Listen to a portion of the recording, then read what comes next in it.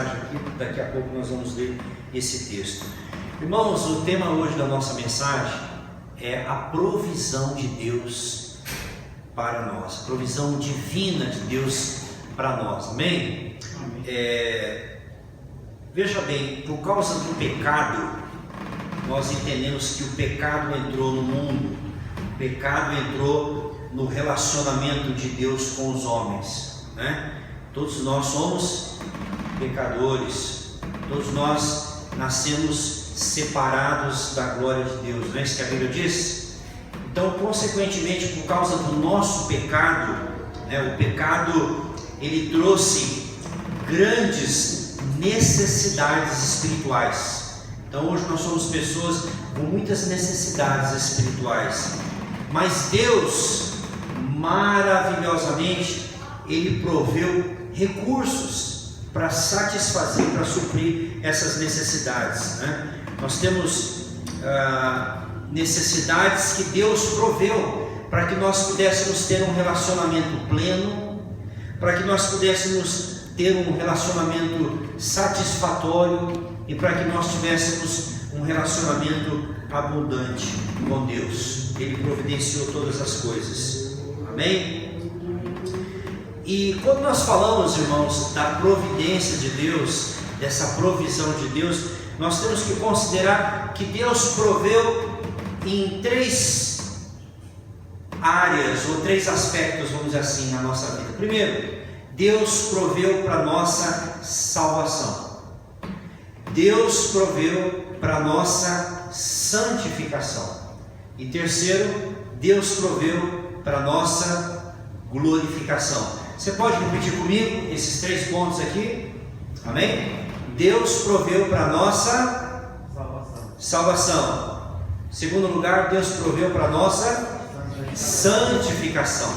E Deus proveu para a nossa glorificação. Então nós vamos falar sobre essas três provisões de Deus para as nossas vidas. Amém? Essas provisões que afetam a sua vida, que afeta a minha vida, que afeta a vida de cada um de nós.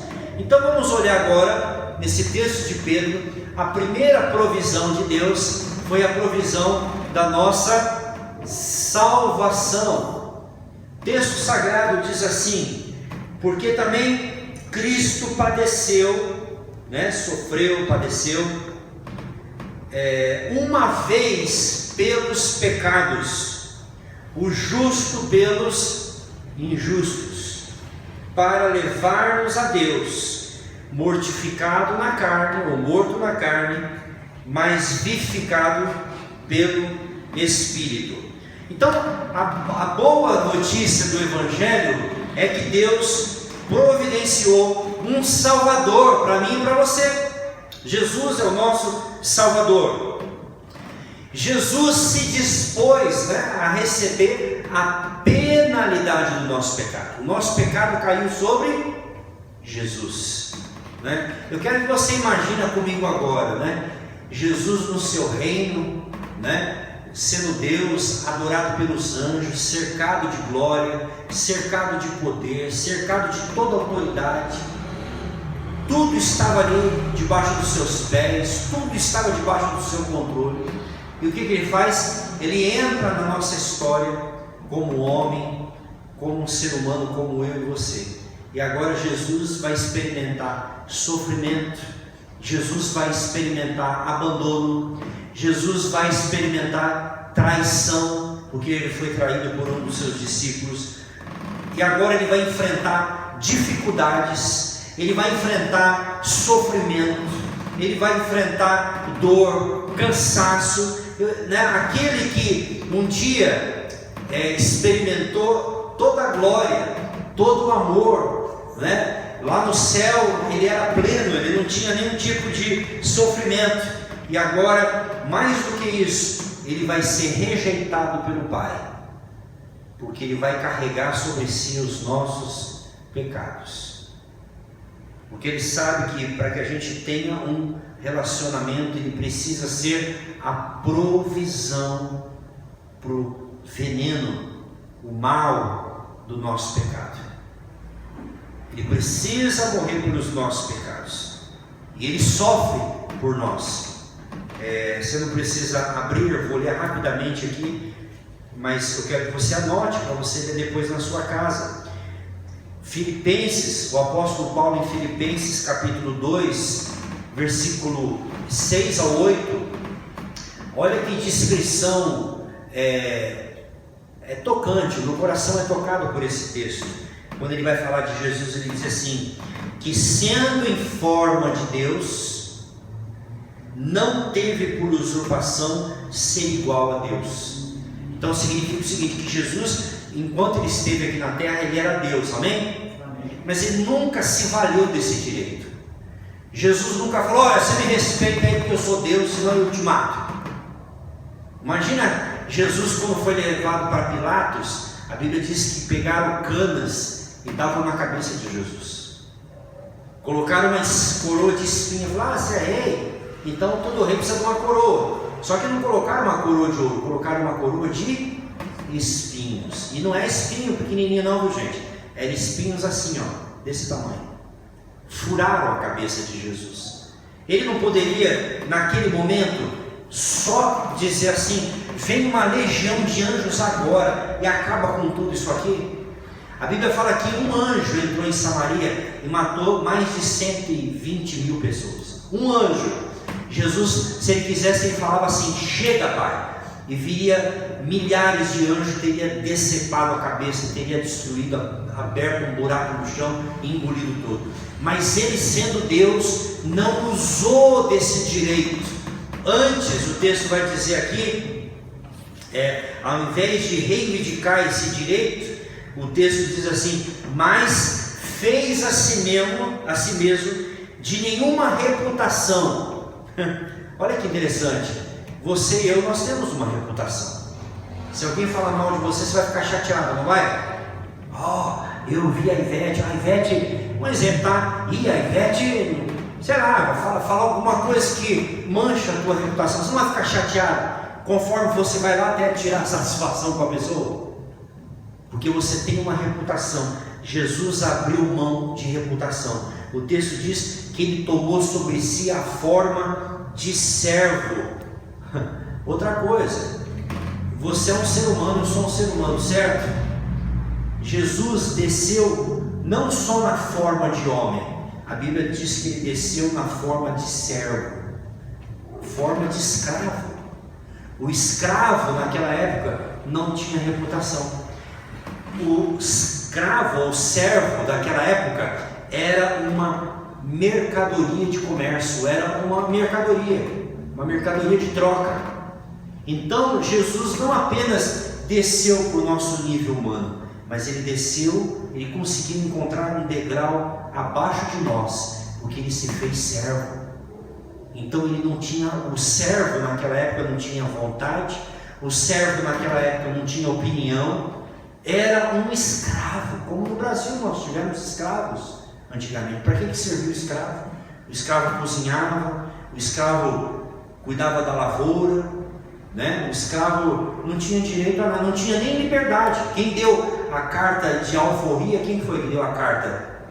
A princesa Isabel, que deu a carta de liberdade, dizendo: vão que vocês são gente também, vocês podem ter a vida de vocês. Mas nem isso o escravo não podia ir embora. Eu vou pregar aqui sobre Onésimo e Filemão. O escravo, se ele fugisse do seu senhor e encontrasse ele era até morto. O escravo naquela época, o dono marcava ele com a inicial, igual marca gado. Se você tivesse escravo, ia ter a inicial do seu nome, né? E aqui diz que Jesus abriu mão de tudo e se fez o menor de todos. O menor de todos. Ele se fez o escravo, o servo. E o texto diz ainda, né? O texto lá de Filipenses vai dizer ainda: e achando-se na forma de homem, humilhou-se a si mesmo, sendo obediente até a morte e morte de cruz. Você já imaginou o que foi para Jesus ir para a cruz, gente? A morte da cruz naquela época era uma morte de tortura. Não é só pregar o cara na cruz, não. A vítima ficava lá até morrer. E às vezes, para acelerar o processo, sabe o que eles faziam? Quebravam os ossos do corpo. Jesus foi colocado naquela cruz por nós. Aqui diz que ele se submeteu até ao ponto de morrer e morte de cruz. Então ele é a provisão por nós, porque ele sabia que é através do sofrimento, através da sua morte, né? E da rejeição, ele tinha que ser rejeitado. Foi através da morte e da rejeição dele, ele sabia que naquele momento ele estaria suprindo, satisfazendo a justiça de Deus, por causa do nosso pecado. O nosso pecado exigia que a justiça de Deus fosse satisfeita, e Jesus ali na cruz satisfez toda a justiça de Deus. Ainda, eu vou ler rapidinho aqui o outro texto. Não gosto de ler textos rápidos, mas anota aí na sua Bíblia, você lê em casa com calma. Romanos capítulo 5, é outro texto que Paulo vai dizer no 5:10, no 5:9, ele diz assim: logo, Romanos 5:9, muito mais agora, tendo sido justificado pelo seu sangue, quer dizer, pela morte de Jesus, o sangue aqui representa a crucificação, sendo justificado pelo sangue, seremos por ele salvos da ira. Então você que aceitou Jesus aqui, você já está salvo da ira, porque a Bíblia diz que Deus apontou um dia em que ele vai julgar mortos e vivos. Esse dia vai ser terrível. Sabe que muita gente diz: quando chegar lá eu vou falar para Deus um monte, quando Jesus voltar eu vou falar umas boas na cara dele, quando Deus chegar ele vai ver. Não vai ver nada. A glória de Jesus vai ser tão poderosa, e ele virá com tanta justiça, com tanto poder, com tanta exaltação, que a Bíblia diz que todo joelho vai cair diante dele, até o diabo, todo joelho se dobrará e vai confessar que Jesus é o Senhor. Toda língua vai confessar, Satanás vai confessar, os demônios vão confessar, todos vão ter que dizer: Deus existia, Deus era real, a mensagem do Evangelho era verdadeira, aquilo que os crentes falavam não era lorota, era a palavra de Deus, e todos vão cair prostrados diante do Criador, naquele dia e naquele momento. E Paulo disse que nós que fomos justificados, naquele dia nós seremos salvos da ira de Deus. A ira de Deus não cai mais sobre nós, porque o Cordeiro de Deus é a propiciação pelos nossos pecados. O castigo do nosso pecado caiu sobre Jesus. Ele foi ferido por causa das nossas transgressões, por causa do nosso pecado. Então essa foi a primeira provisão de Deus. Deus proveu um cordeiro para si mesmo. O perdão só é possível porque Deus trocou, Deus fez uma troca. Amém? Deus tinha que punir o pecado, e se Deus nos punisse, todos nós iríamos para o inferno, porque a Bíblia diz que o salário do pecado é o que, Mauro? A morte, e a morte física, não é morte eterna, todos nós. Aí Jesus falou: não, eu vou ser a provisão, pode me punir, Pai, pode lançar sobre mim os pecados do Cristiano, pode lançar sobre mim os pecados da Patrícia, pode lançar sobre mim os pecados do João, pode lançar sobre mim o pecado da humanidade. Por isso que nós vamos mandar pintar naquela parede ali da igreja, né, a cruz e a coroa de espinho, dizendo: foi por você, foi por você que ele derramou o sangue. E Deus então aceitou ferir o seu filho. Jesus aceitou a troca para que a justiça de Deus caísse sobre nós. A cruz representa vidas trocadas. Olha que interessante, igreja. Agora eu lembrei aqui, os judeus não tinham, né? O Pilatos disse: como é que eu vou punir? Né? Ele é inocente, ele não fez nada. Aí os judeus lembraram o seguinte, que no dia das festas judaicas, da Páscoa, eles tinham o direito de soltar um preso, não é isso? E quem foi que eles pediram para soltar? Barrabás. O Barrabás era um criminoso, ele foi um cara que matou gente, ele era um cara que incitou multidões, ele estava na cruz, e não era qualquer um, não é xingar o o presidente, não, o cara para ser crucificado é porque ele cometeu um crime, ou vários crimes odiondos, como a gente fala, crimes violentos, né? Então a cruz era para, vamos dizer assim, criminosos perversos. E aí a multidão pediu Barrabás, né? E no lugar daquele criminoso, o meu Jesus morreu, o seu Jesus foi levado para morrer no lugar daquele criminoso, mas sem a humanidade saber, sem Pilatos saber, o Barrabás representa a humanidade. Jesus naquele momento estava substituindo o Barrabás e o mundo. Ali naquele momento na cruz, Jesus estava dizendo: nós teremos vidas trocadas. Tira o criminoso e pune o justo, para que a justiça perfeita dele caia sobre nós que somos Barrabás. O Barrabás sou eu, o Barrabás é você. Naquela cruz, se naquele dia só tivesse o Mauro, Jesus mesmo assim teria morrido. Se naquele dia só tivesse o João, Jesus viria só para morrer por você, porque Jesus amou o mundo de tal maneira e morreu por nós. Aleluia! Deus prova o seu amor para conosco em que Jesus Cristo morreu por nós, sendo nós ainda pecadores. Essa é a boa notícia do Evangelho. Essa é a mensagem que nós queremos levar para esta cidade. Essa mensagem que você precisa levar no seu emprego. Essa mensagem que você precisa levar para suas amigas, para os seus amigos, para os seus familiares. Que Deus na cruz trocou a nossa vida pela dele.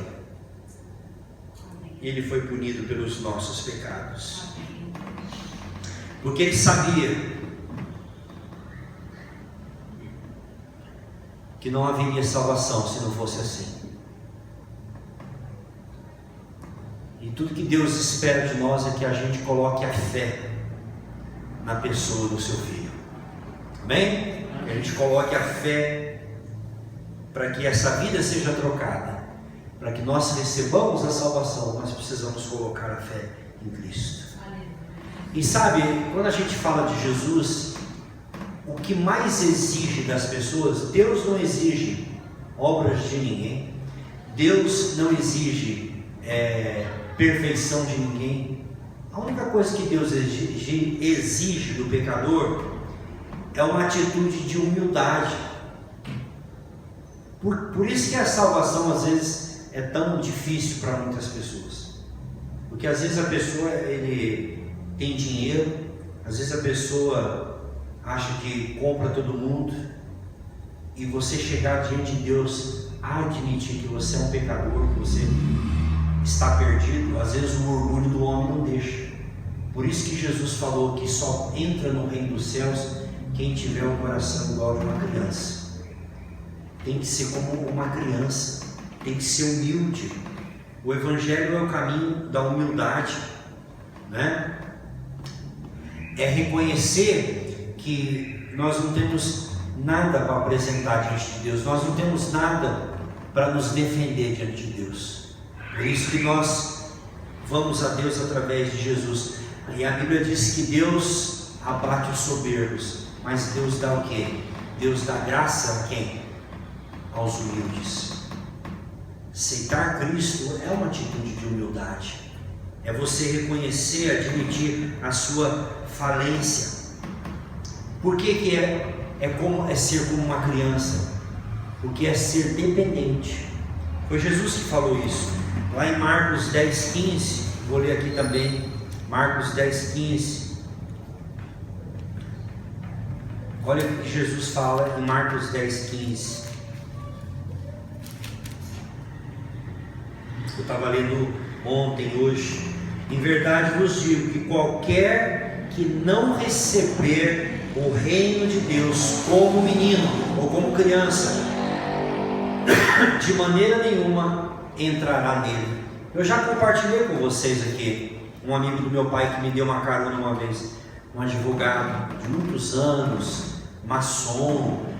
Eu fui falar de Jesus para ele, ele ia me dar uma carona, um trajeto longo. Eu falei, eu não sei se eu vou ver ele novamente, e comecei a falar de Jesus, quando chegou perto da casa dele, onde eu ia descer perto da estação, lá na Marginal, ele disse para mim assim: Cristiano, eu sou muito velho para mudar, eu já tenho uma cabeça pronta, um homem rico, um homem com a vida resolvida.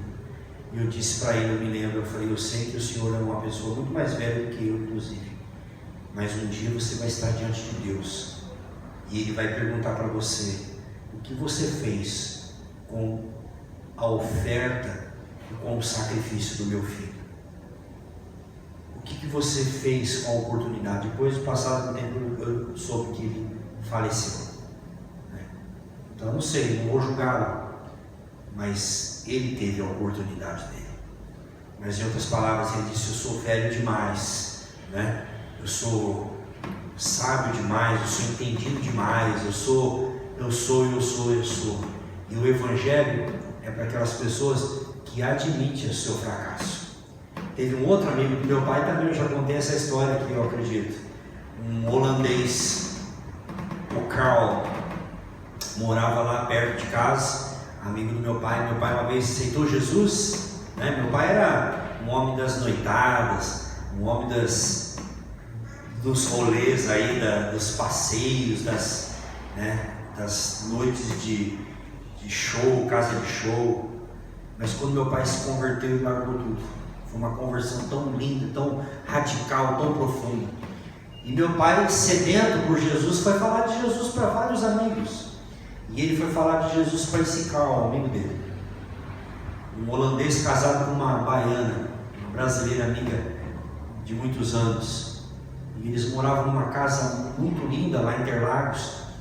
E pra você ter uma ideia, a casa deles tinha piscina. Hoje a minha casa tem piscina, qualquer um pode ter piscina, mas naquela época, sei lá, 40 e poucos anos atrás, só mansões, só pessoas muito ricas que tinham piscina. Eu lembro que eu cheguei a nadar na piscina lá, era uma coisa. E meu pai foi falar de Jesus pro Carl. E sabe o que ele falou quando meu pai foi falar de Jesus? Ele falou com meu pai assim, com sotaque e tudo, né? Que ele era holandês. Ele disse pro meu pai assim: eu sou o meu Deus. Eu sou, não quero Jesus, eu sou o meu Deus. Aí meu pai conversou ali e tal, acabou, foram embora. Passado alguns meses, talvez até 1 ou 2 anos, a esposa dele ligou para o meu pai e falou: Tércio, o Carl está com câncer na fase terminal. E eu perguntei se ele queria que você voltasse. E ele falou para você voltar aqui. Meu pai foi de novo lá na casa do Deus, aquele que disse que era um Deus. E meu pai falou de Jesus. Falou: tá vendo, Carl, como a nossa vida é tão frágil, né? E meu pai, em amor, né? Meu pai amava, é um amigo. Meu pai novamente foi compartilhar o Evangelho com ele e perguntou: e agora, Carl, você quer Jesus? Ele disse: meu pai, para ontem, eu quero para ontem. Agora ele está quebrado. Agora o Carl percebeu que ele é um Deus muito fraco. Ele disse: eu quero Jesus. E ele aceitou a Cristo. Você entende que o grande inimigo do homem é o próprio homem, o próprio coração do homem? Por isso que Jesus falou que aquele que quiser entrar no reino de Deus precisa ser como uma criança. E Deus então proveu Jesus. Eu quero falar agora sobre a segunda provisão de Deus. A segunda provisão de Deus é a provisão da santificação. Da santificação. Irmãos, quando nós somos salvos por Jesus, amém? Quantos aqui já foram salvos pelo Evangelho, por Cristo? Mas olha que interessante, quando nós somos salvos por Jesus, nós não nos tornamos imediatamente, instantaneamente, aquilo que nós deveríamos ser. Vou repetir mais uma vez para você anotar. Quando nós somos salvos por Jesus, nós não nos tornamos imediatamente, instantaneamente, naquilo que nós deveríamos ser. É ou não é? Bom seria, né? Se aceitou Jesus, faz assim, ó, num passe, né, de mágica, você se transformaria num santo, num homem e numa mulher totalmente santificado, nunca mais você falaria um palavrão, nunca mais você pensaria uma coisa impura, nunca mais você brigaria, porque você agora, num passo de mágica, né? Você aceitou Jesus, aí vem o Espírito Santo falar, Érica aceitou Jesus, aí ele vem com um chip lá do céu, tira o chip velho seu do mundo, e aí tira e coloca dentro de você um chip novo, e aí você agora é uma nova cristã, tudo se fez novo, né? Um texto que até muitos crentes usam, mas de maneira errada. Se alguém está em Cristo, nova criatura é, as coisas velhas se passaram, tudo se fez novo. Mas esse texto não está falando de salvação, de santificação, porque de fato todas as coisas se fizeram novas. Não, se esse texto estivesse falando sobre salvação, então alguma coisa está errada, então eu não sou salvo, porque tudo se fez novo num passo de mágica, todos os seus hábitos mudaram, você se converteu, nunca mais você pecou, nunca mais você pensou numa coisa errada. É assim, irmãos? Não. Então eu vou questionar minha salvação. Esse texto não está, o contexto não trata disso, mas eu vejo muitos crentes usando esse texto. Agora nós vamos ver, nós vamos ler junto agora sim, um texto onde Paulo vai falar o contrário dessa ideia de que tudo se fez novo e que agora nós não temos mais uma carne para lutar, nós não temos mais velhos hábitos para vencer. Bom seria, né? Você se converteu, o Espírito Santo coloca um novo chip em você. É assim que acontece? Não. A salvação não transforma a gente em pessoas perfeitas. Abra sua Bíblia agora comigo lá em Filipenses, capítulo 3, versículo de número 12 e 13. Filipenses 3, do 12 ao 14.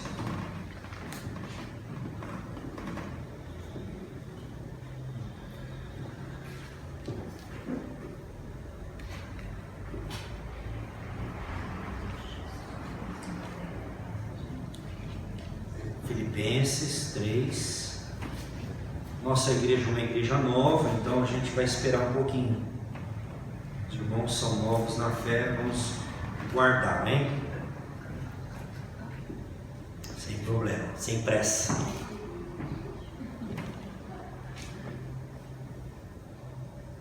Ô glória!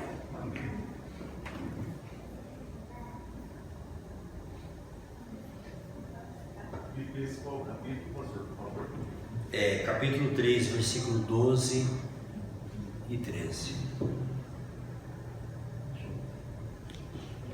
Amém? Diz assim a palavra: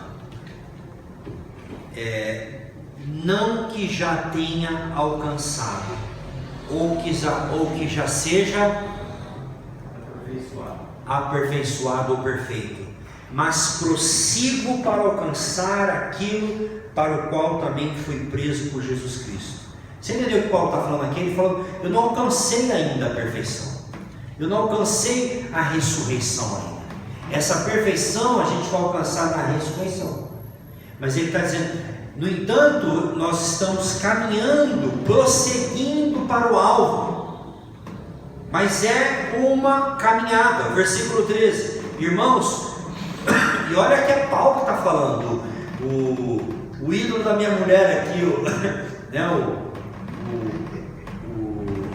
como é que fala? O seu ícone, né, o seu preferido.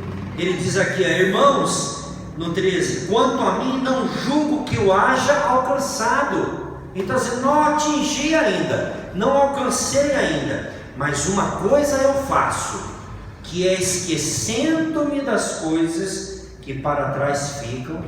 Então somos nós que temos que esquecer.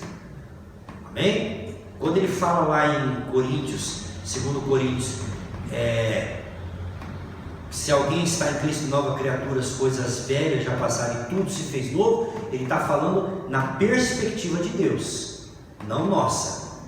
Na nossa é diariamente matando um leão.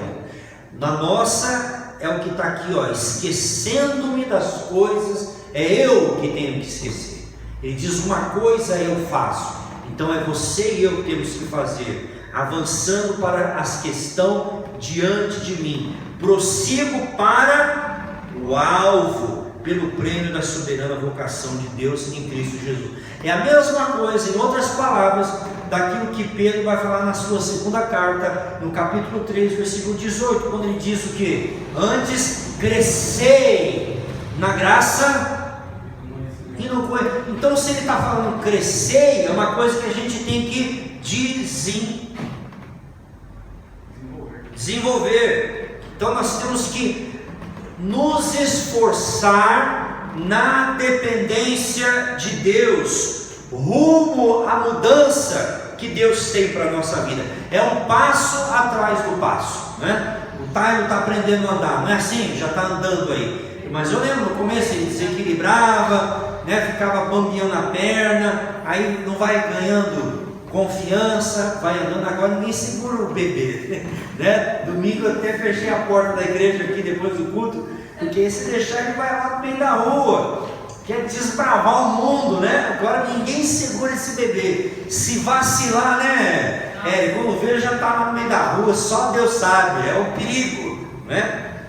Os pais querem tanto que o filho aprenda a andar, depois se arrepende, porque vai para todo lado. Eu vi domingo ele entrou aqui para dentro e o Michel vai atrás. É assim mesmo.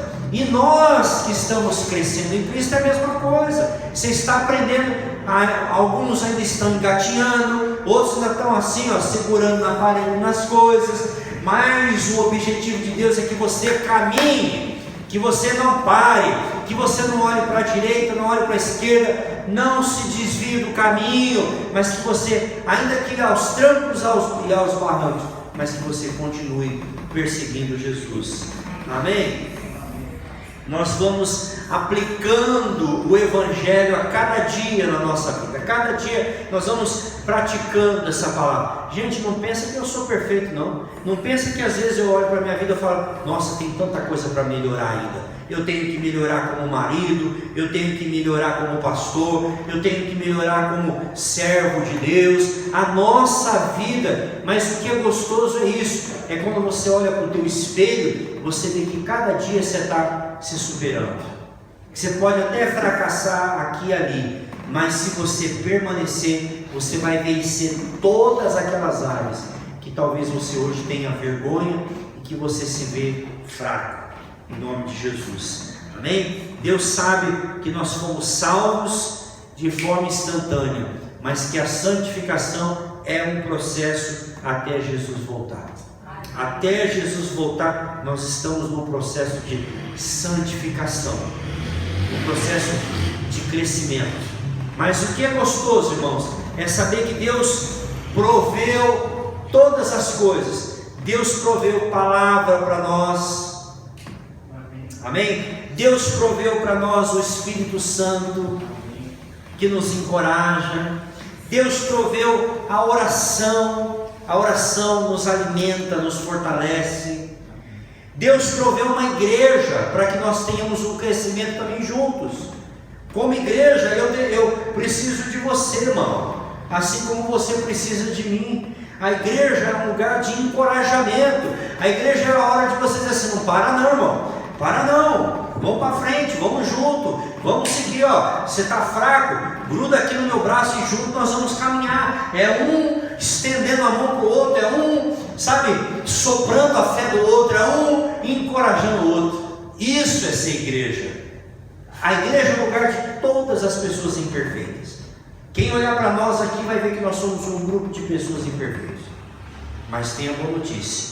Eu vou encorajando você, você vai me animando, eu vou te dando uma palavra e você vai me animando, e junto Deus vai edificando a sua igreja. Amém. Uma família sem qualquer falsidade, vivendo a verdade, né? Aí diz: eu preciso de ti, querido. Eu preciso de você, não pense que só você precisa do pastor, não. O pastor precisa de você também.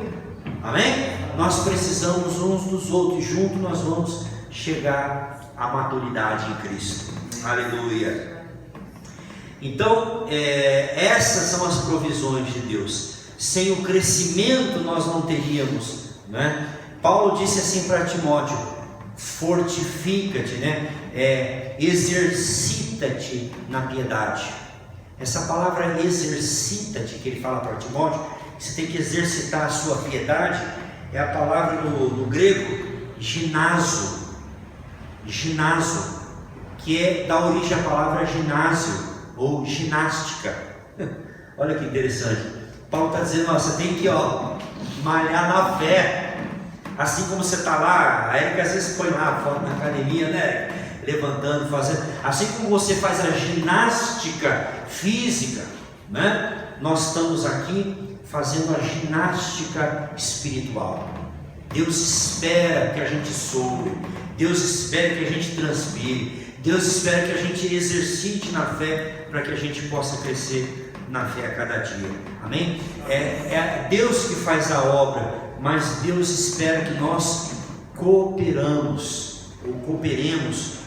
com esse processo do crescimento. Amém? Você está aqui hoje à noite exercitando, hoje você está na academia espiritual. Quando você chegar em casa, alguém pergunta: onde você está? Você fala: estava na academia. É mesmo, academia de Deus, aleluia. Eu vim aqui, pastor, você está aí sentado, mas o seu ouvido está assim, está assim, é o tríceps, é o bíceps, né? Você está aqui, levantando peso pelo Espírito Santo. Na hora que você está levantando a mão em adoração, você está exercitando a tua fé. A tua fé não pode, porque a fé, como físico, se a gente não exercita, ele não desenvolve. Deus não quer que a gente fique atrofiado na fé. Aquela dor, né? Deus quer que a gente exercite a nossa fé. Amém, Jesus? Amém. Então isso é interessante. Quando você recebeu a Cristo, você ganhou uma nova paixão na tua vida. E a nossa paixão qual que é? Jesus. Ele é a nossa inspiração, né? E o cristão, quando é que você começa a desenvolver a tua santificação? Quando é que você começa a crescer na graça e no conhecimento? A primeira coisa é quando a gente começa a ajustar o nosso coração, calibrar o nosso coração ao coração de Deus. É quando a gente diz para Deus assim: Senhor, eu abro mão de tudo por Ti. Senhor, eu amo a minha família, eu amo o meu trabalho, eu tenho as minhas prioridades, mas Senhor, eu Te coloco acima de todas as minhas prioridades. O Senhor é o meu tudo. Então, quando a gente começa a dizer isso para Deus, que a gente coloca Deus em primeiro lugar, tudo mais a gente vem na consequência. Por que nós viemos para Rio Claro? Porque nós fizemos isso, nós fizemos essa oração. Deus está aqui, a gente poderia ir por esse caminho, a gente poderia viver uma vida, vamos falar o português claro, se eu metesse a cara no meu trabalho, que nem um doido, eu ia ganhar muito dinheiro. Se a minha mulher metesse a cara no trabalho, ela ia ganhar muito dinheiro. Mas o que é uma vida de conforto? 50 anos, Érica, 30 anos, eu creio que nós temos uma vida confortável, não nos falta nada, comemos bem, vivemos bem, eu como o que eu quero, compro a calça que eu quiser, o sapato que eu quiser. Antigamente eu ficava olhando na loja, se eu quiser hoje eu compro, graças a Deus, o sapato que eu quero, a roupa que eu quiser. Mas sobre todas as coisas, o que é 40, 50, 60 anos, uma vida confortável, e chegar lá diante de Deus na eternidade, Deus falar: você viveu só para o seu umbigo? Você viveu só por causa daquele tempinho na terra? Você não plantou? Você não investiu na vida das pessoas? Você não multiplicou os seus talentos? Você não abriu mão? Você viveu egoisticamente só para você? Então eu sou um pouco mais inteligente que isso. Eu disse: eu quero plantar aqui para colher lá, né? Então é isso que nós somos chamados, plantar aqui para colher lá. Claro que Deus já tem nos abençoado, claro que Deus já tem sido bom para as nossas vidas, mas como eu falei, eu não quero ser um homem bem sucedido aos olhos dos homens, eu quero ser um servo bem sucedido aos olhos do meu Pai. Dizer: que bom, filho, que você colocou a tua vida na minha mão e disse: Deus, escreve a sua história, faz do seu jeito, Porque tem crente que vai diante de Deus igual essa folha aqui, ó, já está toda rabiscada. Não tem o que Deus anotar aqui, ó. Já está tudo preenchido. Tem crente que vai orar assim, ó, Deus, você pode só dar uma carimbada aí, abençoar meus planos, estão aqui. Amém, Deus pode abençoar. Mas sabe o que mais mexe com o coração de Deus? É você chegar com uma folha em branco e dizer, Deus, escreve a tua história, a minha história. Faz, Senhor Deus, o que o Senhor quiser na minha vida. Para essa, aí sim Deus pode fazer o que Ele quer. Então, quando nós decidimos vir para essa cidade, foi dizer, Deus, não é o nosso plano, é o teu plano, Senhor. E o plano de Deus não dá errado. É dentro da vontade de Deus que você vai ser feliz. Porque enquanto você não estiver no centro da vontade de Deus, a sua vida vai ser sempre uma luta, sempre um conflito dentro de você, sempre um fantasma te seguindo. Mas olha, quando você põe Deus como centro de todas as coisas, você tem paz. Você tem a confiança que é Deus que está liderando a tua vida, Deus que está conduzindo os seus pés. Amém, igreja? Em nome de Jesus. E por último, eu ia falar mais outras coisas, mas eu quero terminar aqui hoje. A terceira provisão de Deus. A primeira é Deus proveu a salvação. A segunda, Deus proveu a santificação. E a terceira, Deus proveu a glorificação. Pastor, o que é isso, a glorificação? Significa que Deus prometeu nos levar um dia para o céu. E quando Deus nos levar para o céu, Ele vai nos libertar definitivamente de toda a inclinação do pecado. Nunca mais nós teremos essa inclinação. Nunca mais o nosso coração vai pender para o pecado, porque nós seremos limpos de todo o pecado, assim como Jesus é, nós seremos. Um dia nós vamos ser como Jesus, o nosso corpo vai ser restaurado por completo, e nós nunca mais, né? Quem está esperando esse dia? Quem está esperando por esse dia? Dia glorioso esse que nós vamos ter. Sabe por quê, irmãos? Porque a nossa vida, ela não se resume só a esta vida. Sabe o que Paulo diz lá em Coríntios? Depois você lê em casa, capítulo 15 todinho. Ele vai falar sobre o tipo de corpo que nós vamos ressuscitar. Ele vai falar do corpo glorioso. Mas Paulo disse assim, olha, se Cristo não ressuscitou, nós somos os mais miseráveis de todos os homens. Se Jesus não ressuscitou, nós estamos perdendo nosso tempo aqui. Mas se Jesus ressuscitou, como nós cremos, nós somos as pessoas mais abençoadas e mais felizes de todo o tempo. Amém? Vamos terminar o nosso texto lendo 1 Coríntios. Se você está em Filipenses, a paz dos irmãos. Se nós... Abra sua Bíblia lá em 1 Coríntios capítulo 15.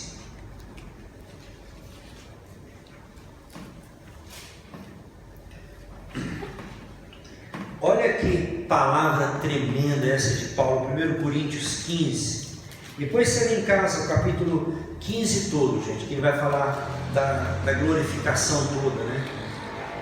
Mas vamos ler dos 50, 15 e 50. 1 Coríntios 15 e 50.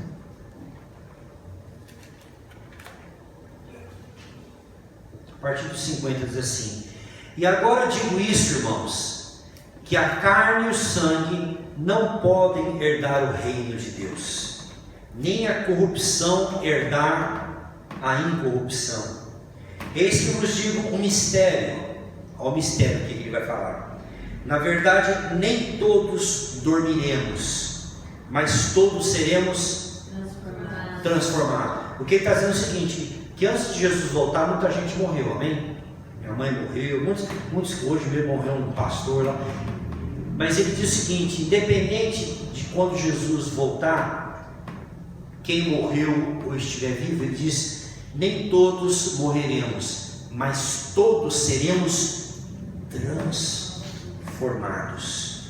No momento, olha que coisa linda, num abrir e fechar de olhos, muito rápido, num abrir e fechar de olhos, ante a última trombeta. Isso vai ser diante da trombeta, porque a trombeta soará e os mortos ressuscitarão. De que maneira?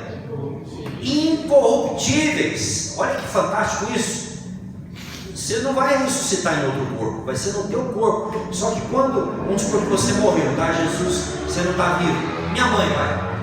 Na hora que ela ressuscitar, a sepultura lá onde ela foi enterrada em Santo Amaro, lá em São Paulo, vai devolver o corpo dela, mas ela vai levantar daquela sepultura, Maria Lúcia, totalmente incorruptível.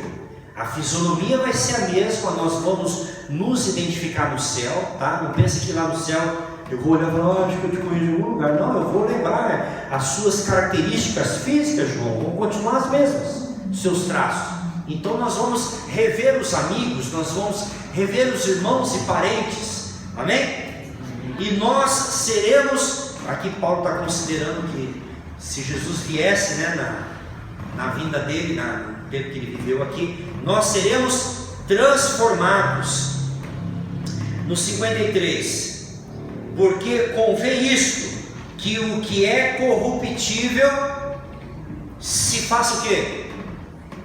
Se vista, ou se revista da incorruptibilidade.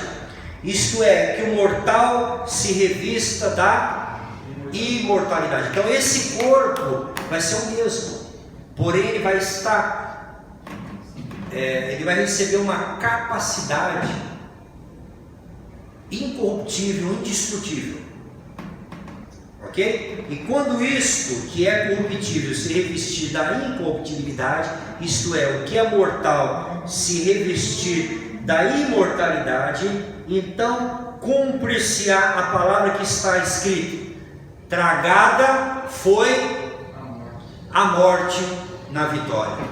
Então nós vamos finalmente dizer a morte morreu. Nós já dizemos pela fé, mas um dia nós vamos dizer de fato e de verdade. E o hino diz assim no 55: onde está, ó morte, o teu aguilhão? Onde está, ó inferno, a tua vitória? Ora, o aguilhão da morte é o pecado. Quer dizer, se não fosse pelo pecado, a morte não teria nos ferido. E a força do pecado é a lei. Por quê? Que a lei aponta os nossos pecados. Mas graças a Deus que nos dá a vitória por nosso Senhor Jesus Cristo. Portanto, meus amados irmãos, sede firmes. Agora aqui é uma palavra para nós. Enquanto Jesus não volta, o que nós temos que fazer? Sede firmes e constantes. Deus está dizendo para você ser firme e constante, sempre abundantes na obra do Senhor, sabendo que o vosso trabalho não é vão no Senhor. Então, enquanto esse dia glorioso não chegar, que o Senhor nos encontre com as mãos cheias de trabalho para Deus, que o Senhor nos encontre evangelizando, que o Senhor nos encontre dando assistência aos favelados, que o Senhor nos encontre trabalhando, visitando, orando, intercedendo, batizando, pregando, ensinando, para que o Senhor possa um dia olhar para essa igreja e dizer: servo bom e fiel, eu voltei e encontrei você. Você já pensou que vergonha Jesus vai chegar para muitos crentes? E com aquela cara amarela vai dizer o que para Jesus? Não, Senhor, eu estava esperando a unção vir sobre a minha vida. Não, Jesus, é porque eu estava ocupado. Foi ocupado? Eu dei a minha vida por você. Você não conseguiu equilibrar a sua vida? Você não conseguiu encontrar tempo para me buscar? Tempo para o culto? Tempo para priorizar as minhas coisas? Eu que dei a minha vida por você? Vai ser um dia de vitória, mas um dia de vergonha para muitos crentes. Qual a desculpa que você vai dar para o seu Senhor? Que desculpa que eu posso dar para Deus? Ele falou: te dei 2 pernas, te dei saúde, te dei oxigênio, te dei habilidade, te dei inteligência, te capacitei, e você deu o que para mim? Triste, né? Mas que Deus possa encontrar os irmãos aqui da graça eterna, ocupados, trabalhando para o Senhor. Você quer isso na tua vida? Amém. Então fique em pé comigo na presença do Senhor, e nós vamos orar. Nós vamos orar ao Senhor. O sacrifício que Deus quer é o teu coração, é a tua vida, é o meu coração e a minha vida. Então feche os seus olhos, fale com Deus agora. Pai Santo, eu quero em nome de Jesus orar pelos meus irmãos em Cristo. Nós ouvimos a tua palavra, que o Senhor proveu todas as coisas, o Senhor proveu salvação, o Senhor proveu santificação, recursos para que a gente possa ser habilitado. A nossa igreja é uma igreja diferenciada para a glória do teu nome. Aqui existe instrução bíblica, aqui os crentes não são engabelados, aqui eles não são enganados com falsas mensagens, aqui nós somos treinados, aqui nós aprendemos como fazer a obra, Senhor Deus, da maneira certa, pelos motivos certos. Senhor, o Senhor entregou o teu Espírito para nos capacitar, então não nos falta nada. O Senhor nos deu saúde. Então, Pai, que nós possamos, ó Deus, reorganizar a nossa vida e fazer como o exemplo que eu dei aqui, trazer a nossa vida como uma folha em branco, dizendo: Deus, escreve a sua história na minha vida, escreve, Senhor, os teus planos. Ó Deus, nós desejamos os teus planos, nós desejamos, Senhor Deus, as tuas prioridades, nós desejamos nessa noite viver para a glória do teu nome. Obrigado por esse lugar novo, obrigado pelas novas oportunidades que este ministério está tendo de crescer e se desenvolver para a glória do teu santo nome, que eu te peço. Amém, Jesus. Amém. E amém. Glória a Deus. Amém. Eu creio que essa palavra foi poderosa na nossa vida. Em nome de Jesus. Que o Senhor nos leve. Tem algum recado, amor? Tem. Mas pode fazer a oração. Pode fazer? Amém. Que Deus nos abençoe, que o Senhor nos guarde, que o Senhor levante o seu rosto sobre nós, nos dê a paz, e que Cristo seja tudo em todos, para a glória do Senhor. Deus te abençoe. Vai na paz, vai na graça e vai debaixo do poder, debaixo dessa palavra, em nome de Jesus. Amém. Amém. Amém.